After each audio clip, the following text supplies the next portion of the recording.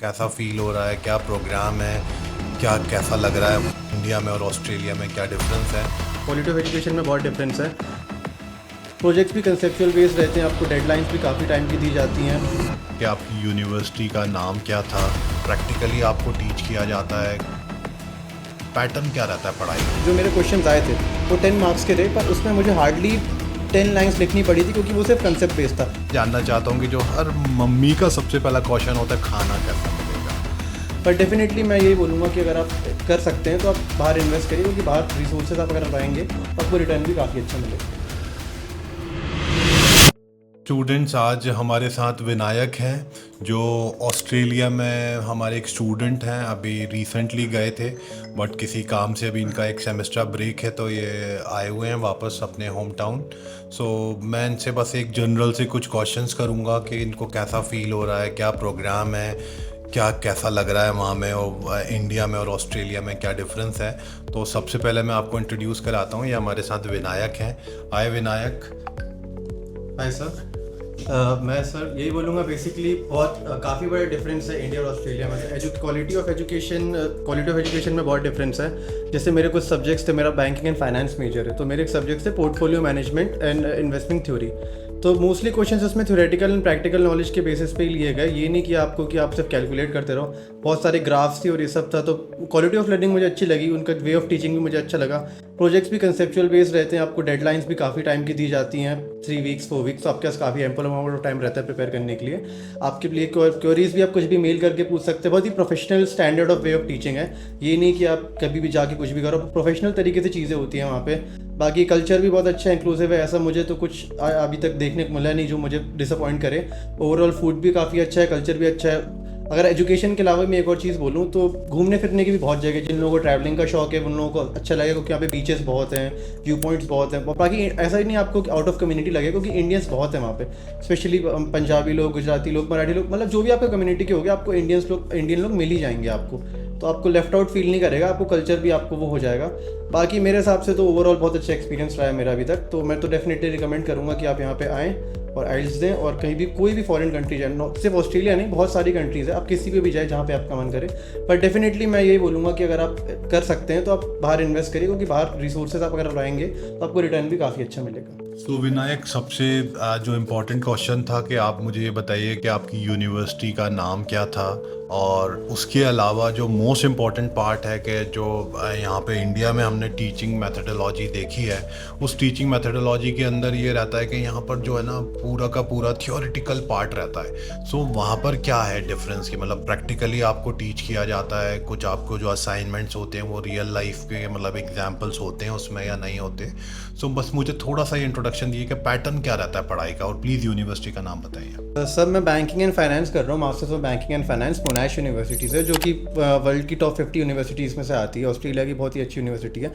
Basically मैं ये बोलूँगा टीचिंग में डिफरेंस ये है कि यहाँ पे थ्योरेटिकल पूरा चीज़ें रहता है। यहाँ पे अगर आप कोई भी सब्जेक्ट पढ़ रहे हो तो आपको बहुत लेंदी 15 चैप्टर 20 चैप्टर आपको याद करने पड़ते हैं। पर अगर ऑस्ट्रेलिया की आप बात करें तो वहाँ पे कंसेप्चुअल स्टडी होती है। जैसे मैं पढ़ रहा हूँ बैंकिंग एंड फाइनेंस, मेरा भी बहुत सारे क्वेश्चंस वो रहते हैं, कंसेप्ट बेस्ड रहते हैं। तो जैसे मेरे क्वेश्चंस आते हैं वो सिर्फ थ्योरी बेस्ड नहीं आते कि ये इसका क्या मतलब होता है, उसका क्या मतलब, वो आपसे पूछते हैं, आपसे केस स्टडी लेते हैं, आपसे एक्सप्लेन करवाते हैं कि ये कंसेप्ट का क्या मतलब होता है। अगर आपसे 10 मार्क का क्वेश्चन भी पूछा आ रहा है तो ये नहीं लगा कि आपको 10 पेज लिखने रहेंगे। मेरे क्वेश्चंस आए थे वो 10 मार्क्स के थे, पर उसमें मुझे हार्डली 10 लाइन्स लिखनी पड़ी थी, क्योंकि वो सिर्फ कंसेप्ट बेस्ड था। अगर यहीं पे इंडिया में मुझे 10 मार्क्स का क्वेश्चन आ रहा है तो मुझे एटलीस्ट 3 या 4 पेजेस फिल करने पड़ेंगे, मुझे अपने मन से बहुत सारी चीज़ें लिखनी पड़ेंगी। पर वहाँ ऐसा नहीं है। अगर आप क्लियर कट एग्जाम्पल दे रहे हो, अगर आपको उनको लगता है कि कंसेप्चुअल आपको अंडरस्टैंडिंग है, तो आपको मार्क्स मिल जाएंगे।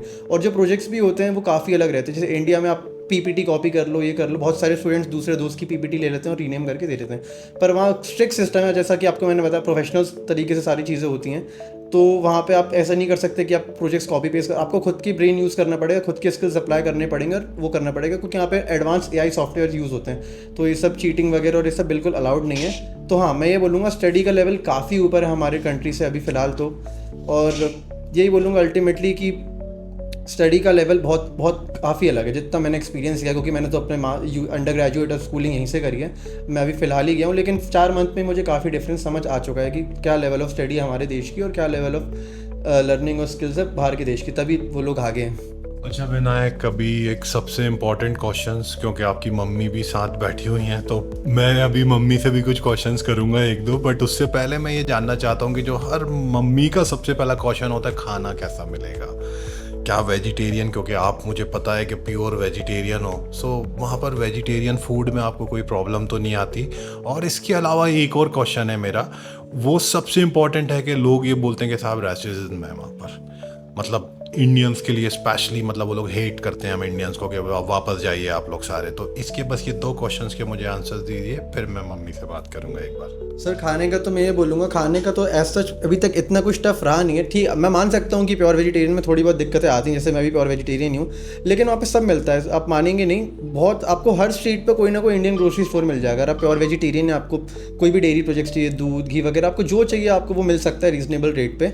बाकी रेस्टोरेंट्स भी, इंडियन रेस्टोरेंट्स बहुत होते हैं, आपको क्या टेस्ट चाहिए, नॉर्थ इंडियन रेस्टोरेंट्स भी हैं, साउथ इंडियन रेस्टोरेंट्स भी हैं, अलग अलग कल्चर्स के टाइप के रेस्टोरेंट्स भी हैं।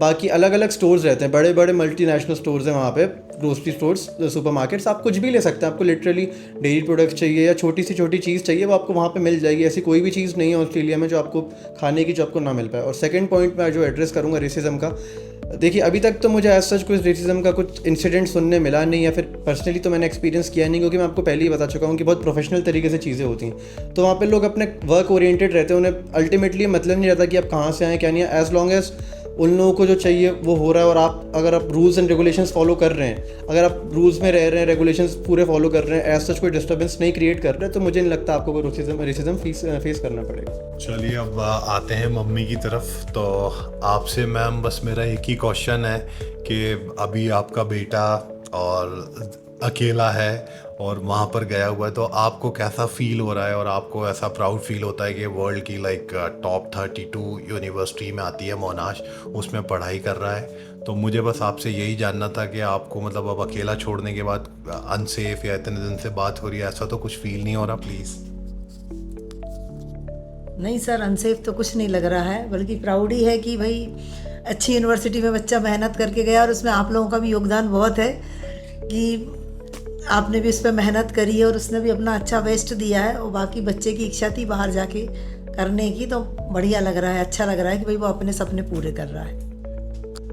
अच्छा, एक सबसे इम्पोर्टेंट सवाल जो मैं जनरली सभी पेरेंट्स से पूछता हूँ, क्योंकि मैंने ये देखा है कि ज़्यादातर जो बच्चे हैं वहाँ जाते हैं तो उनका कुछ प्लान बन जाता है सेटलमेंट का। तो अगर ये कल को फ्यूचर में सेटल होता है तो आप सेटल होना पसंद करेंगे वहाँ पर, या आप यहाँ से आती जाती रहेंगी, ये और बताइए प्लीज़।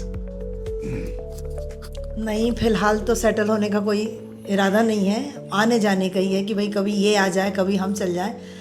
हम इंडिया में ही रहना पसंद करेंगे। क्या रीज़न है उसका? रीज़न ये है कि यहाँ फ्रेंड सर्कल बहुत अच्छा है, एक ग्रुप है हम लोगों का।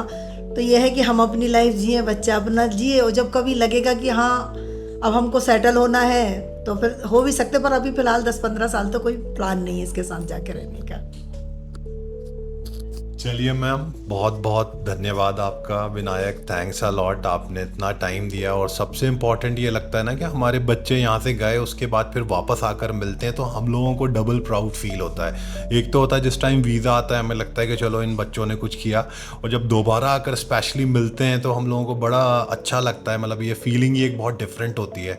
सो हम लोग यही प्रे करेंगे कि आप अपने फ्यूचर में पूरी तरीके से सक्सेसफुल हों, और लाइक हमारी कंट्री का, हमारी कंसल्टेंसी का, हमारे सिटी का, सभी का एक ऊपर से ऊपर जाकर एक बोलते हैं ना कि आपको इसका नाम रोशन करना है। So thanks a lot Vinayak, thank you.